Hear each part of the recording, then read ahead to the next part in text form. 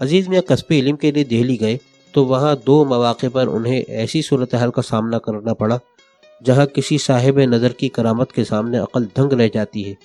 عزیز میاں کو حضرت میاں محمد یاسین نے لاہور سے دہلی کے لیے رخصت کرتے وقت بتایا تھا کہ وہ حضرت مولانا عبدالسلام ظاہر نہایت سخت مزاج نظر آتے ہیں اور کشف و کرامات کے عالم میں ایسی عجیب و غریب باتیں کہہ جاتے ہیں جو صرف اہل طریقیت ہی سمجھ پاتے ہیں۔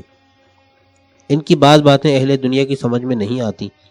حضرت میاں محمد یاسین نے حضرت میاں کو وصیت کی کہ مولانا عبدالسلام کی کسی بات کو بے معنی اور بے مغز نہ جاننا اور ان کے کسی بھی رویے سے بددل نہ ہونا، اور اگر مولانا سے تعلیم حاصل نہ کر سکو تو پھر لاہور واپس آتے ہوئے راستے میں جمنا بھی آتا ہے۔ اس بات سے اندازہ لگایا جا سکتا ہے کہ عزیز میاں کے لیے مولانا عبدالسلام کا شاگرد ہونا کس قدر ضروری تھا۔ ان کی دہلی روانگی کے موقع پر حضرت میاں محمد یاسین نے دہلی میں ان کی رہائش کے مسئلے کو مد نظر رکھتے ہوئے انہیں ایک رقعہ دیتے ہوئے فرمایا تھا کہ ترکمان گیٹ میں ببن نام کے ایک نہاری والے ہوتے ہیں، یہ رقعہ انہیں دے دینا، ان کے ہوٹل کے اوپر رہائشی کمرے ہیں، اس میں وہ تمہاری رہائش کا مسئلہ حل کر دیں گے۔ عزیز میاں لاہور سے امرتسر گئے، وہاں سے جنتا ٹرین میں بیٹھ کر دہلی پہنچے، دستور کے مطابق چاندنی محل تھانے میں اپنی آمد کا اندراج کرایا اور پھر حضرت محبوب الہی کے دربار پر حاضری دی۔ عزیز میاں کے سفر کے دوران ان کے پاس دری، چادر اور تکیے پر مشتمل ایک بستر تھا اور ایک بریف کیس تھا۔ جب پروگرام کے مطابق وہ ترکمان دروازے میں ببن نہاری والے کے پاس پہنچے تو انہیں سخت بھوک لگ رہی تھی۔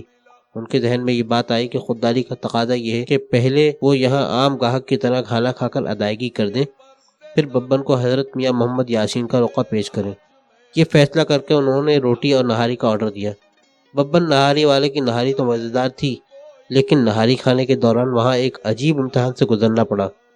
ان پرانی کرسیوں پر جن پر بیٹھ کر لوگ نہاری کھاتے تھے اس قدر کھٹمل تھے کہ انہیں کھانا کھڑے ہو کر کھانا پڑا۔ کھانا کھانے کے بعد انہوں نے ببن نہاری والے کو نہاری کی ادائیگی تو کر دی، لیکن ان کی نفیس طبیعت نے انہیں میاں محمد یاسین کا رقعہ ببن کو نہ دینے دیا۔ انہوں نے سوچا کہ جس شریف آدمی کے ہوٹل کی کرسیوں پر اس قدر کھٹمل ہیں، ان کی رہائشی کمروں کا کیا عالم ہوگا۔ سو یہاں محمد یاسین کا رقعہ ان کے لیے بالکل بیکار رہا۔ انہوں نے اپنا سامان اٹھایا اور اپنی منزل کی طرف چل دیے۔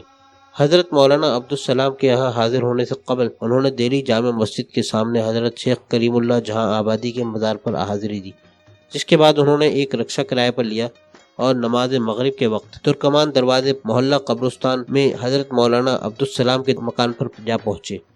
حضرت اوپر کے کمرے میں فرکش تھے۔ عزیز میاں لرزاں ترساں سامان اٹھائے مولانا کے کمرے کی طرف چل پڑے۔ حضرت مولانا عبدالسلام چونکہ بہت کم لوگوں کے ساتھ ملتے تھے، اس لیے نئے آنے والے کے ساتھ ان کا رویہ نہایت سخت ہوتا تھا۔ انہوں نے نہایت سخت الفاظ میں ان کا استقبال کیا۔ مولانا کے سخت الفاظ تو اپنی جگہ، اس وقت عزیز میاں کے ذہن میں وہ الفاظ گونج رہے تھے تو لاہور سے چلتے وقت ببن نہاری والے کے نام رقعہ دیتے ہوئے حضرت میاں محمد یاسین نے ان سے کہے تھے۔ انہوں نے کہا تھا کہ حضرت مولانا عبدالسلام رات نماز عشاء کے بعد کسی کو بھی اپنے یہاں ٹھہرنے کی اجازت نہیں دیتے۔ مغرب کا وقت ڈھل چکا تھا، اس لیے اجنبی شہر میں رہائش کا مسئلہ ان کے ذہن میں بار بار اٹھ رہا تھا۔ بہرحال انہی کیفیات کے جلوے میں جب یہ مولانا کے کمرے میں داخل ہوئے تو مولانا ایک چٹائی پر تکیہ لگائے بیٹھے تھے۔ مولانا کے سخت الفاظ سننے کے بعد انہوں نے سلام عرض کیا تو مولانا نے بیٹھنے کو کہا اور ان سے متعدد تعارفی سوالات کیے۔ مولانا نے ان کی یہاں آنے کا مقصد دریافت کیا تو انہوں نے بتایا کہ وہ فتوحات مکیہ پڑھنے کی غرض سے حاضر ہوئے ہیں۔ مولانا نے فرمایا کہ پاکستان میں فتوحات پڑھانے والا کوئی نہیں تھا؟ انہوں نے عرض کیا بہت تھے، لیکن وہ صرف مولانا عبدالسلام سے پڑھنا چاہتے ہیں۔ اس کے بعد کچھ دیر کے لیے مولانا نے خاموشی اختیار کر لی۔ مولانا خاموش تھے، لیکن عزیز میاں کے لیے یہ پریشانی بڑھتی جا رہی تھی کہ اب یہاں سے فارغ ہونے کے بعد وہ کہاں جائیں گے۔ یہ بات وہ دل میں سوچ رہے تھے کہ مولانا نے سلسلہ کلام شروع کرتے ہوئے فرمایا، میاں تمہارا نام تو بہت پیارا ہے، ہم تم کو صبح شاگردی میں لے لیں گے اور جہاں تک ممکن ہوا اپنا علم تم کو منتقل کریں گے۔ ان الفاظ کے ساتھ ہی مولانا نے اپنی شاگردی میں لینے کے لیے وہ شرط عائد کر دی جس نے کچھ لمحوں کے لیے عزیز میاں کے پیروں تلے زمین سرکا دی، لیکن آنے والے وقت نے یہ ثابت کیا کہ صاحب نظر کی باتیں واقعی عقل و شعور سے بالاتر ہوتی ہیں۔ مولانا نے یہ شرط عائد کر دی کہ وہ ان کی شاگردی میں آنے سے پہلے آج رات اس بازار میں گزاریں۔ مولانا نے یہ بھی کہا کہ اگر اس بازار میں نہ گزری تو یہاں آنے کی زحمت مت کرنا۔ اتنا کہنے کے بعد فرمایا کہ ٹھیک ہے، اب اپنا سامان اٹھاؤ اور چلتے بنو۔ عزیز میاں نے اپنا سامان اٹھایا، مولانا کو سلام کیا اور چل پڑے۔ سخت تذبذب کی گھڑی تھی، انہوں نے سوچا بھی نہیں تھا کہ مولانا تک پہنچنے کے لیے اتنے عجب امتحان سے گزرنا ہوگا۔ وہ شدید اعصابیت کی لپیٹ میں آئے ہوئے تھے اور پسینے میں شرابور ہو رہے تھے۔ سیڑھیوں سے نیچے اترتے ہوئے ان کا ایک ایک پاؤں ایک ایک من کا ہو رہا تھا۔ ان لمحات میں حافظ شیرازی کا یہ شعر ان کے ذہن میں آیا: میں سجادہ رنگین کن گرد پیر مغا گوید کہ سالک بے خبر خود زا راہ و رسم منزل ہا۔ انہوں نے سوچا کہ اب اگر وہ لاہور واپس جاتے ہیں تو جا نہیں سکتے، کیونکہ مرشد کا حکم تھا کہ واپسی میں جمنا بھی پڑتا ہے۔ انہوں نے سوچا کہ جمنا میں چھلانگ لگا کر ڈوب مرنے سے بہتر ہے کہ رات کوٹھے پر ہی گزار لی جائے۔ سو حکم حاکم مرگ مفاجات کو مصداق رکشہ روکا اور چل پڑے طوائف خانے کی سمت۔ رکشے والے نے انہیں ایک بہت بڑی 3 منزلہ عمارت کے سامنے جا اتارا۔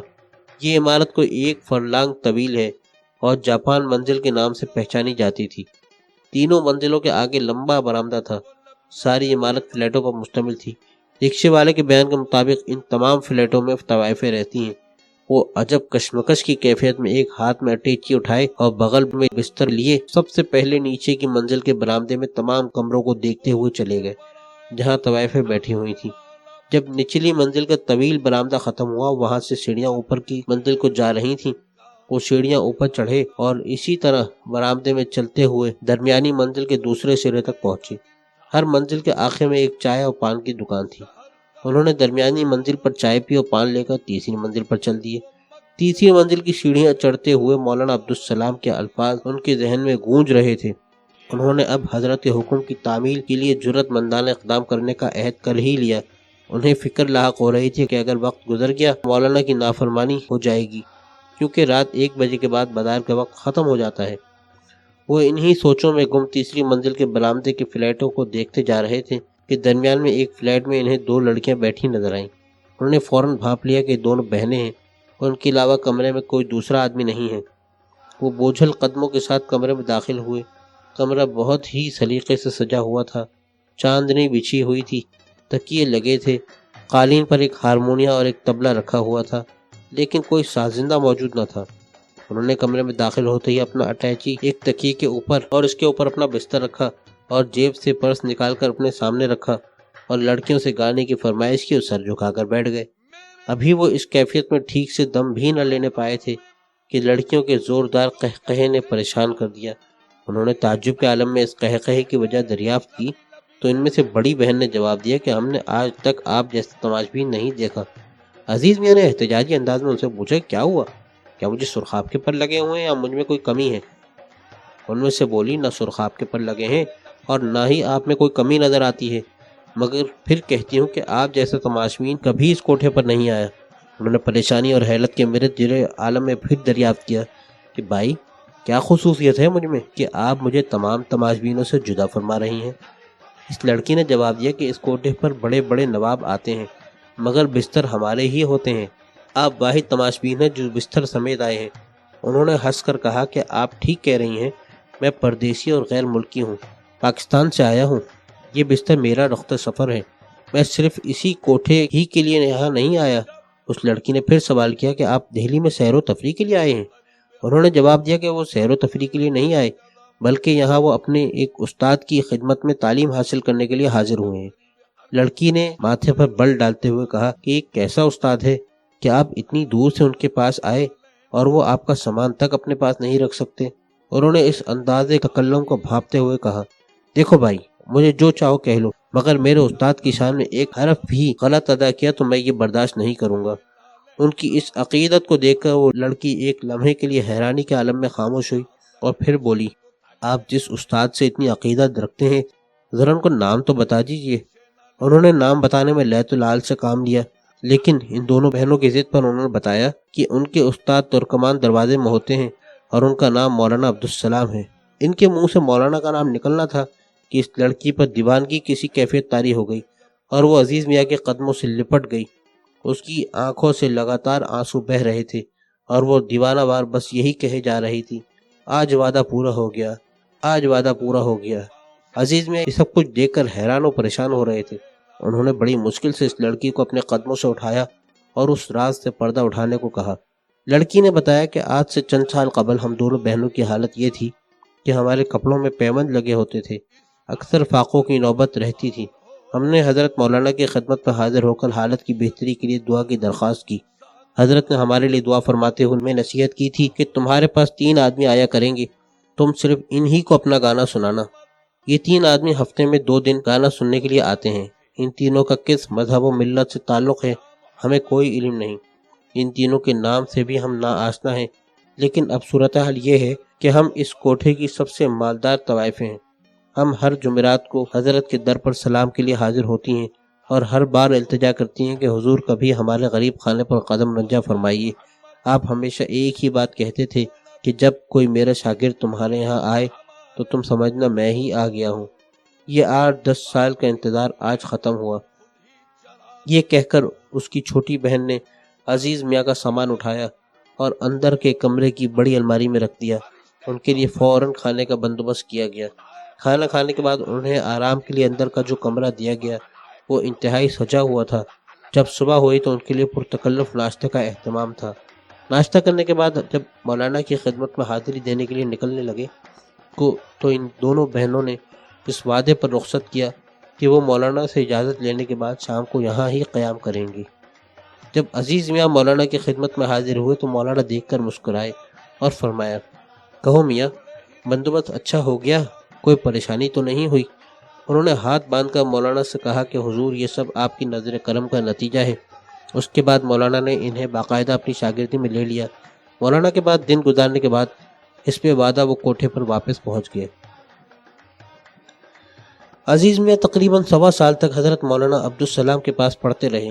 اس دوران ان دونوں بہنوں نے ہر صبح اس وعدے کے ساتھ انہیں وہاں سے مولانا کے پاس آنے دیا تھا کہ تعلیم سے فارغ ہونے کے بعد شام کو وہ واپس وہاں آئیں گے۔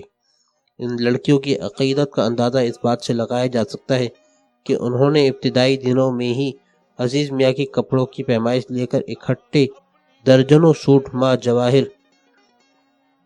جواہر کٹ سلوا کر اپنی الماری میں رکھ دیے۔ جب صبح یہ بیدار ہوتے تو نہ صرف یہ کہ ان کے پہن کر جانے کے لیے ایک نیا جوڑا تیار ہوتا، بلکہ ان کی جواہر کٹ کی جیب میں ان کی ضرورت سے زیادہ رقم پڑی ہوتی۔ ان کے بار بار منع کرنے کے باوجود وہ باز نہ آئیں۔